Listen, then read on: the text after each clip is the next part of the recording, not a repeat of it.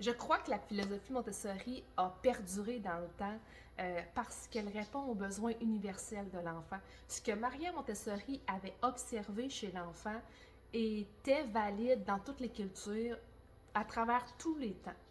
Euh, Elle parlait des besoins, des lois naturelles de l'enfant, comme quoi l'enfant a une capacité de répéter le même mouvement et un intérêt pour le faire.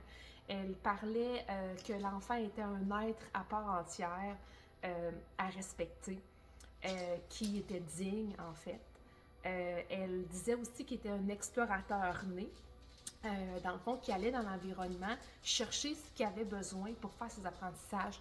Donc, en observant l'enfant, c'est là qu'on peut avoir les réponses. C'est bien drôle parce qu'aujourd'hui, en éducation, on nous dit de partir de l'enfant, d'observer l'enfant pour comprendre où est-ce qu'il est rendu dans ses besoins.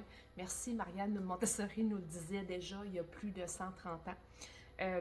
Tout ça pour dire que les lois naturelles de l'enfant, c'est relié au développement de l'enfant.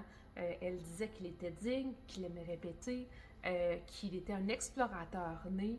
Elle disait aussi qu'il avait une grande capacité de concentration quand on le laissait choisir. D'où l'idée de l'observer pour pouvoir comprendre où est-ce qu'il est rendu et qu'est-ce qui l'intéresse pour que ses petites mains aillent chercher des objets et des choses qui l'intéressent pour qu'il puisse se concentrer. Alors, il a une capacité de se concentrer, l'enfant.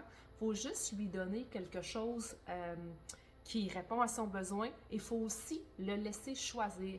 Comment est-ce qu'on organise un environnement euh, autour de l'enfant qui va lui laisser l'autonomie de choisir?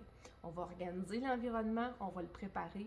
Une des clés très importantes dans la pédagogie Montessori, c'est l'environnement. L'éducateur, qui est vu comme un guide, fait partie de l'environnement.